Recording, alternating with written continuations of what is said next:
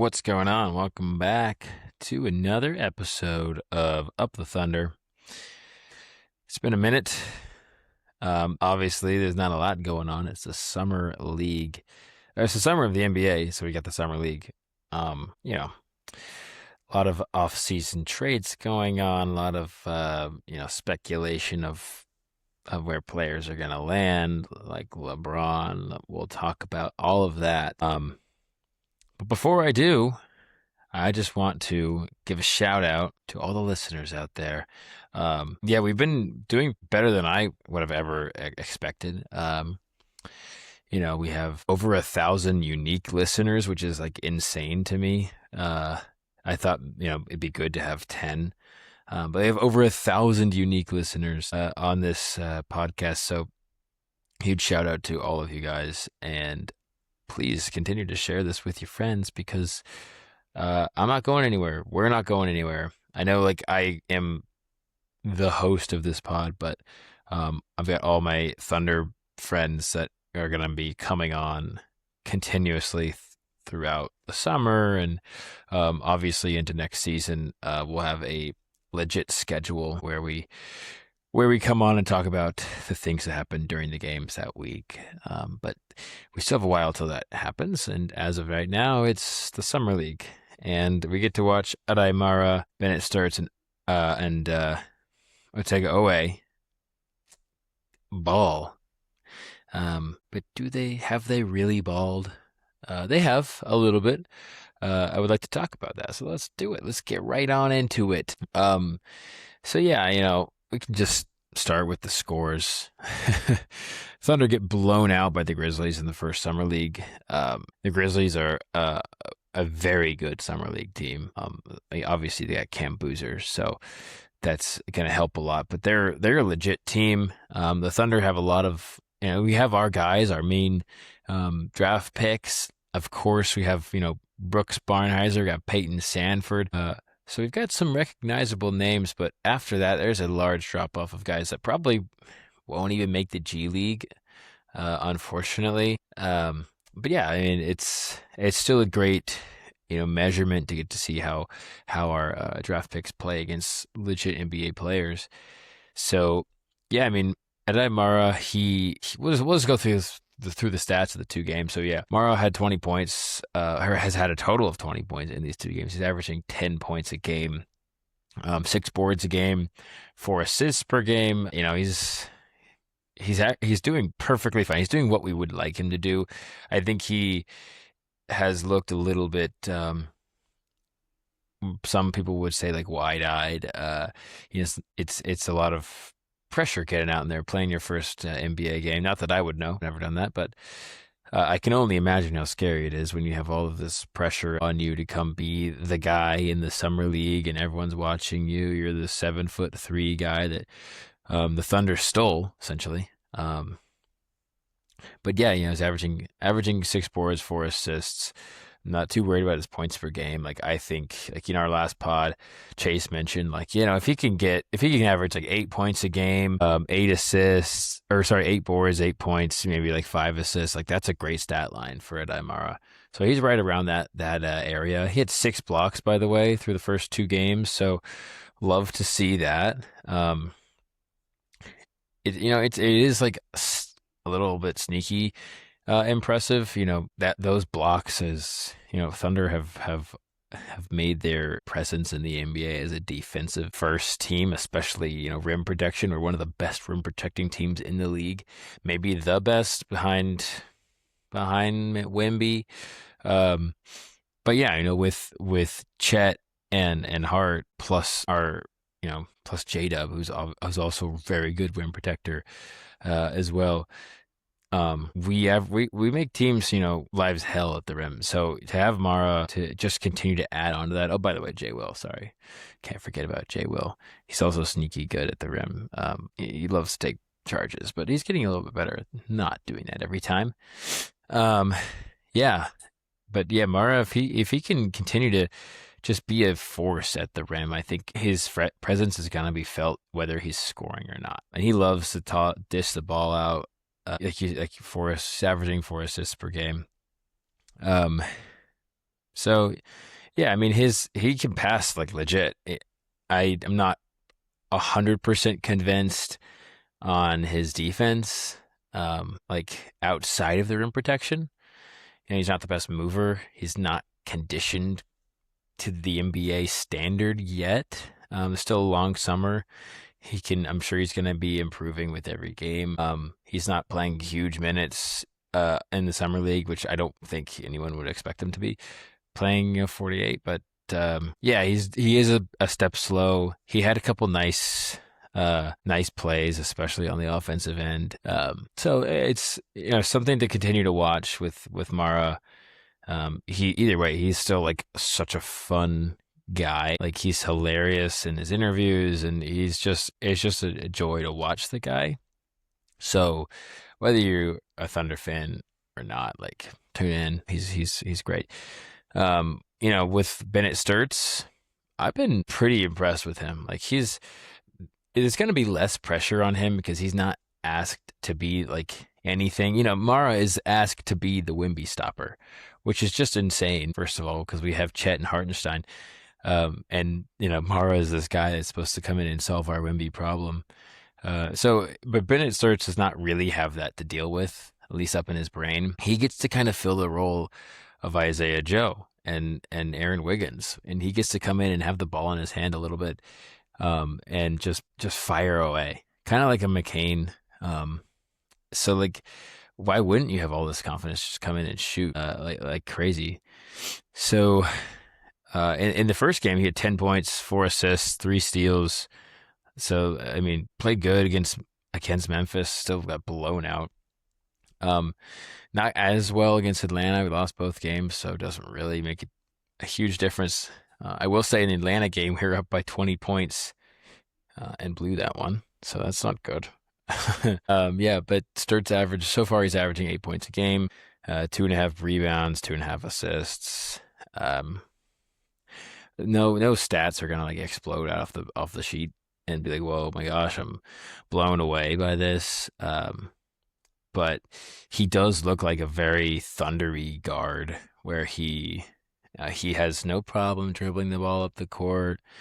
He's quick with his decisions. He's making a pass. He's not afraid to pass, especially like in some traffic, which can obviously lead to some turnovers. So we'll see how that, ends up shaping out against NBA defenses. But he loves to cause chaos on his defense. So that's a very thundery trait, of course, as you all know. And the guy is a legit sharpshooter, kind of like an Isaiah Joe. We'll get into more Joe stuff in a minute, but just go watch some of those highlights. And he doesn't make all of his threes, but he's shooting the rock, 3-4 feet behind the 3-point line. So really impressive there. Yeah, big fan of Bennett Stirtz, and away he has not been. I mean, again, like I said about the pressure from Adai Mara and even for Sturtz, but away not so much. Not a lot of pressure for him to deal with. He's averaging 6 points a game in this first 2 games of the summer league, 3 rebounds, 1 assist. He did have a couple awesome steals and finishes, and a couple blocks as well. But yeah, I mean, he's just like a dog. He's got a lot of energy. So he's always gonna bring that, which is again what the Thunder want to see. We want guys that aren't gonna shoot and score all the time. We want those guys to still be out there and making a huge impact, and that's, I think, kind of what he's going to do. Like, I mean, kind of like a Caruso thing. I know we were all saying this about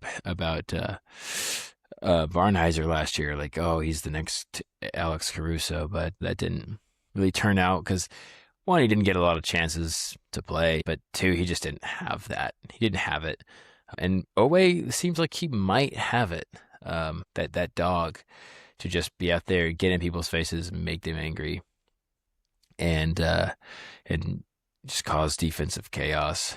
It has been nice to get to see some more Peyton Sandford because he didn't get to play a lot last year. He's averaging 19 points a game through these first 2 summer league games, He said a total of 38 points. He had 25 points in the last game against Atlanta last night, where we lost, averaging 2 rebounds and 1 assist. So you can just tell he's the offensive engine in both of these games. He honestly might be too good for the summer league. I'm gonna guess. I'm gonna go out on a limb, and he's gonna get one of the two-way spots, especially now that Carlson is gone. It's probably gonna be Owe and Sanford with two of the two ways. I think we get three, right? We'll get three two ways. So probably one more. I would be truly shocked if Barnhizer got another one. Maybe he does. Maybe the Thunder just want to stay consistent and give Brooksy a two-way again. So, yeah. But Peyton Sanford has truly earned his two-way. I'd be shocked if he doesn't get that. He's played really good. And, yeah, I mean, both games, Thunder have been held under 80 points. It's not really a crazy thing. It's the summer league, right? We've gone on some really bad scoring droughts. We don't really have any. Peyton Sanford is our scoring engine, and as awesome as he is, it's like, wait, what? Peyton Sanford is your engine for the offense. So Cam Boozer is great for the Grizzlies, and he's an actual offensive engine. Where Adai Mara and Bennett Stirtz are not going to be offensive engines. They're going to hopefully develop into incredibly important role players for the Thunder, but they're not going to be like a J-Dub or a Shea or even an AJ Mitchell. So, yeah.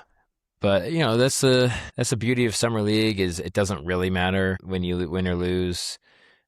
It's just a great way to watch your guys, your draft picks, and see how they play on a real NBA court.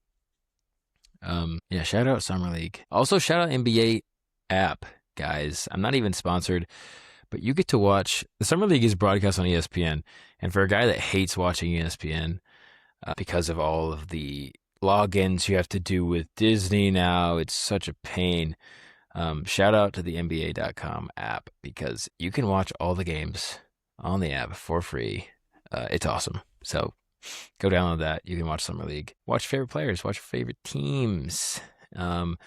And again, not sponsored by the NBA app, just big fan of it. I've completely switched over from all of my app, like sports apps. I do still use my fantasy apps to look at other sports like Sleeper. But if I'm truly just looking at the NBA scores, I love the UI experience in the NBA app. So go check that out. Again, not sponsored, but if you want to sponsor me, NBA, what are you doing? I would be pumped for that. Anyway, the Thunder finally made the trades between Aaron Wiggins and Isaiah Joe finalized. They released the official statements, and the teams were actually able to post their thank yous and whatnot. Actually all around the league. So even Giannis got his thank you from Milwaukee, and he posted a thank you video on YouTube. It's kind of stupid. It's only a minute and a half long. Dude, you were there for so long. Your thank you video is only a minute and a half long. It's kind of crazy. I thought the Thunder kind of did our boys dirty. They didn't even make a video. I'm sure they will make a video when they come back into the arena, but they didn't make a video and post on social media. They just made a little graphic that said thank you. But nonetheless, they are officially, it has been official and they are gone. Aaron Wiggins will be hooping for the Hawks. He's actually already touched down. The Hawks posted a video of him getting off the jet just yesterday, and he's going to be raring to go. He's going to get plenty of playing time in Atlanta, so pumped for Aaron Wiggins. He probably, I'm drawing a blank on the Atlanta Hawks bench right now, but he could be their leading scorer off the bench. So really good opportunity for Aaron Wiggins there to just get better. And also shout out Presti for getting both of our guys into the East for them to thrive, because everybody knows the East is JV, but when you bring two varsity players into the JV, they're going to change that quick. Isaiah Joe to the Detroit Pistons also was made finalized. So yeah, it was very sad to see them gone. Isaiah Joe, the fourth most three-pointers made in Thunder history, and officially the best three-point shooter in Thunder history by percentage. Just amazing. 40 plus percent for his career as a Thunder player. Very sad to see him go. I'm gonna miss both of them. It's gonna be fun. My buddy Craig texted and was like, "Is it even gonna be fun to watch the Thunder anymore without Isaiah Joe and Wiggins?" And the answer is yes. It will still be fun. It will just be weird for a while, and then we'll get used to it. It's just how the NBA works. It takes a minute, but it will happen. Um, Other news around the NBA, there's a lot, obviously. Not even going to get into the other summer league games, but Donovan Mitchell signed a new contract with the Cavs, a humongous deal. Let's see. Let me just pull up the actual contract here. Okay, so he signed a 4-year, $273 million contract extension with the Cavs. It's a max extension. It's a good sign for the Cavs that he's there to stay. They've been obviously you didn't know what was going to happen after that collapse against the Knicks. So pretty good for them to really lock in Mitchell. Yeah, and we got Kyle Lowry has announced he's going to retire. He was on the Sixers, didn't play really, but he's going to be retiring this summer. And he won a championship with the Raptors, so successful career, a great player. Those years that he was in Toronto, as before I really, I guess you could say, knew a lot about the NBA. And so I would just flip on the games and be like, man, that guy is killing us. That guy can't miss. Who is that guy? And that guy was Kyle Lowry. So it's gonna be sad to see him out of the NBA. Not that he's really been that relative in the last couple of years, but yeah, congrats to him on a great season or great career. Speaking of the Sixers, have to get into this. They agreed to a blockbuster trade. One of the biggest blockbuster trades I've seen in a long time. I'd say even more of a blockbuster trade than Giannis. That's right. And it's another blockbuster trade involving freaking Paul George, man. The guy just loves to be the catalyst to things. He's like a pick-me girl. Just wants to be the center of attention. Anyway, the Sixers acquire Jaylen Brown from the Boston Celtics. This is not old. This is old news to you NBA fans out there, but just gonna really hammer this one home. Jaylen Brown to the Sixers in exchange for Paul George, 2 first-round picks, one in 2028, one in 2031, and 2 second-round picks in 28 and 30. Yeah, the deal went through. The deal was actually made official yesterday, so the Celtics made their official thank you, Jaylen Brown post. Thank you for this. Thank you for bringing us a championship, being a finals MVP. And yeah, we're going to give you away for Paul George. That's it. Just Paul George and 2 first-round picks in really weak drafts. There you go. Good luck. It's crazy to me that the Sixers beat the Celtics in the playoffs. They're a 3-1 comeback, winning Game 7 on the road in Boston, and then Jaylen Brown gets traded to the team he lost to. Just truly mind blowing. I don't know what the Celtics are gonna do. They've gotten worse. Paul George is not a replacement to. Paul George had a fine playoffs, not a good regular season. Not really at all. Hardly even played because of all the drama he was involved in. He had a fine playoffs, sure, whatever. But he is not the equivalent of Jaylen Brown, a guy that people were calling to be the MVP this season. Paul George hasn't had an MVP season since 2018 when he was on the Thunder. And I truly loved Paul George. He's the reason we won a championship. So let's just be pumped about that. But he is not the same guy that he was. Um, he's hardly ever healthy. But yeah, Sixers got better. They got Jaylen Brown, Joel Embiid, Tyrese Maxey, VJ Edgecombe. I mean, they are gonna be a dangerous team this next season. I'm excited to see. I mean, no, not that Joel Embiid has really got much left in the tank. But yeah, we'll see. Well, we surely will see. Kyle Lowry's gone. They got some extra cap space. They could pick up Jaylen Brown, pick up that deal, that contract of his. It's going to just continue to get bigger. So yeah, good job for the Sixers. They won that trade. The Celtics are in a interesting spot. We will figure that out as it unfolds. That's really all I can say about that. Also, just in today, within the last hour, Jalen Brunson had it was made official or announced officially that Jalen Brunson had left wrist surgery after the finals. So, and he's a lefty. That's pretty wild. It kind of reminds me of last year when Jalen Williams, J-Dub, had to have right wrist surgery on his shooting wrist, and he didn't tell anybody about it until after we won the championship. And then it was this whole deal, and that led into him missing half the season. Blah blah. I don't know too much about this Jalen Brown injury. Or sorry, not Jalen Brown, Jalen Brunson injury at the moment. But yeah, left wrist surgery is no joke. It looks like he's on a good track. This article that I was reading earlier says he's on track to heal properly. It doesn't say if he's going to be ready for a season opener or not. It's too soon to know. But yeah, I thought that was pretty interesting. Maybe that's the secret to winning a championship is you have to have a wrist surgery to one of your star players.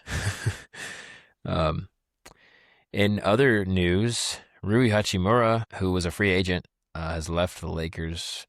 Lakers are in a really bad spot. They have no money. They have no assets. They have nothing. So Rui has left, which good on him. He has left to the Clippers on a 2-year, $28 million contract. That'll be fun. Clippers are not going to be terrible. Clippers could be pretty good with the new trade from the Raptors. They got a little bit better. Yeah, so Clippers could be pretty decent. They have Darius Garland. They got Rui now. Brandon Ingram, Brooke Lopez, Benedict Mathurin, Chris Dunn, of course.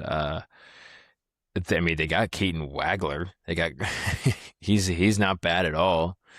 Derek Jones Jr. So Clippers shout out, man. They are not getting worse from this Kawhi trade. That I guess we would have all assumed that once Kawhi is gone, the Clippers are entering like hell in the NBA, like mid hell. But they might just be a little bit better than that. So we will find out. But I would say I'm more excited about the Clippers than I am about the Lakers.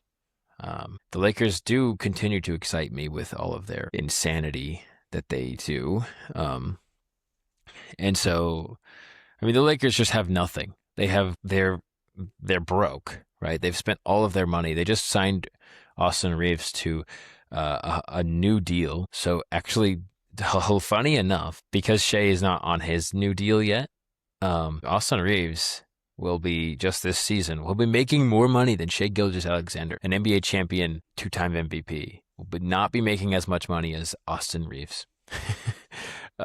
He's on a 4-year deal, $185 million contract. It's a max extension for a guy that got swept in by a shorthanded Thunder team. I know they were shorthanded too, but if you're a max contract deal, you probably pushing that team at least to 5 games, man. It was a blowout series.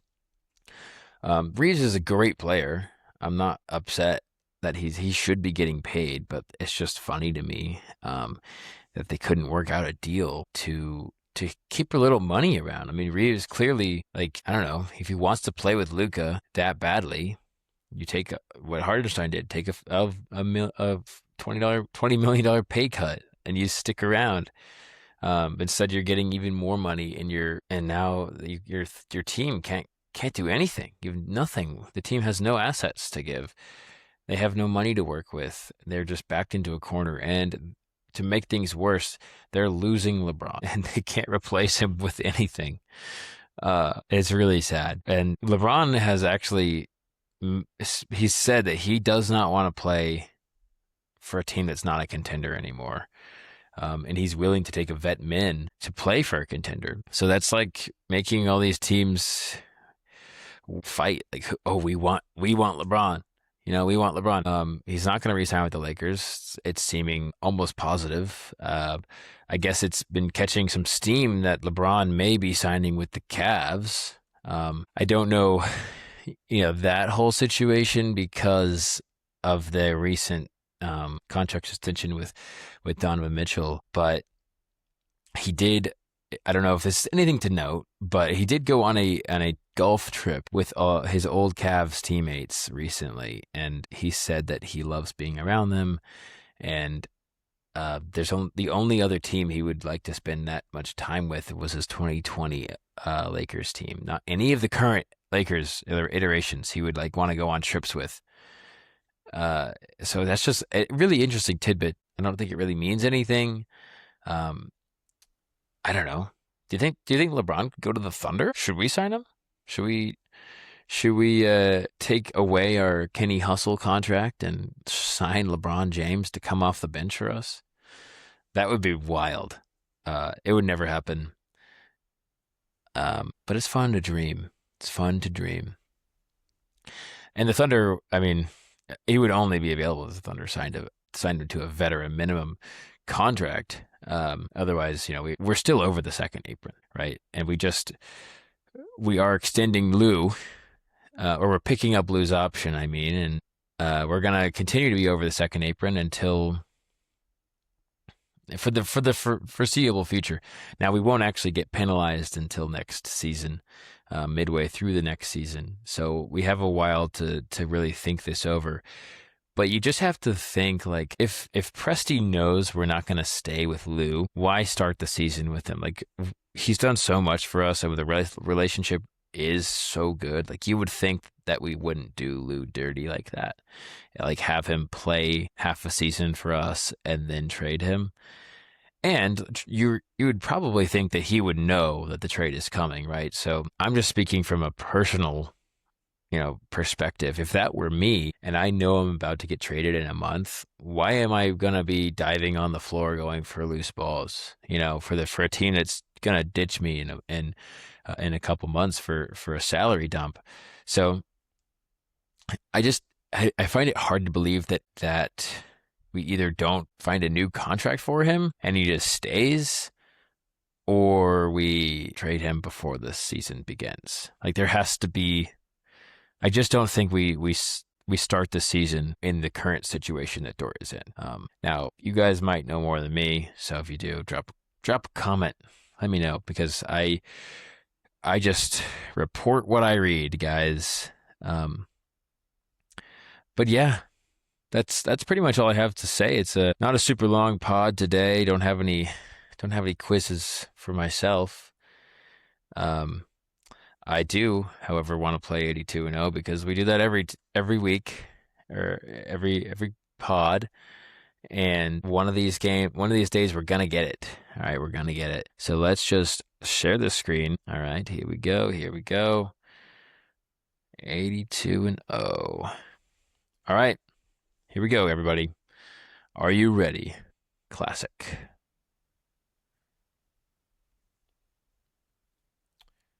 Okie dokie. We got Boston in the 90s. I'm going to go that we take Larry Bird. We'll put him at small forward for now. He could be power forward. Ooh, we can get Wemby. He's only a center position. Only. There are better centers out there. Do we take Wemby as our center? Or do we take DeRozan as a guard? See, we need boards. but that's not good. I mean, if we get Wilt, we get like crazy numbers. Let's just take him. Let's take him. I hate the guy, but let's take him. Detroit in the 2010s. Whew, jeez, man. Should we take Blake Griffin for more boards? Let's do it. We're not winning this one, guys. Sorry. We haven't gotten any of the super players. Oh no, Brooklyn in the tens. Let's respin the team here. Dallas, Luca. That's not even the good Luca. It's not even the good Luca. Let's respin the era. Jesus, crazy. Oh no, this is even worse, Dallas. um, it's not very good. Let's take Finley at shooting guard. Oh, oh yeah, yeah. Point guard. Here we go. Give me something good. Oh, horrific. Tiny Archibald. Legend player, by the way. I love Tiny, but not going to give us 82 and 0. Oh no, 66 and 16. Still a dynasty. Still a dynasty. Not great. Um, Let me know if you guys can beat this. Let me know if you've gotten 82 and 0. I'm sure you have. It's not that hard to get. I've only done it once though, because I only do one a day. That's my rule, or else I would be addicted to the game. This hat, I know you're probably like, why do you wear that hat every time you do one of these? It's because it's the best hat I own. It's the Championship Thunder hat. It's awesome. And speaking of awesome, you guys are awesome for watching and listening. And yeah, share this with a friend. If your friend likes the Thunder, then have them listen. And they don't even need to listen. They can just subscribe and not listen, but it helps a lot. Yeah, appreciate you all on Spotify, on Substack, and now on YouTube. Everybody, we are now on YouTube. We'll talk to you again very soon. Thunder play again. Oh, by the way, guys, we totally missed a whole thing. Shea has been hooping. He has been hooping for the Canadian FIBA team. Not going to go into it too much, but he's been awesome. Go watch the highlights. It's hilarious. The comments are on these clips on TikTok and Instagram. They're all people saying like, why isn't he flopping? Where are all the fouls? Like, where's the foul baiting? Like, they're finally realizing, wait, Shea's just a straight up bucket. Like, he doesn't flop, and he doesn't foul bait. He literally just, he's Kobe and MJ of the modern era. That's all I have to say. Signing off. See you later.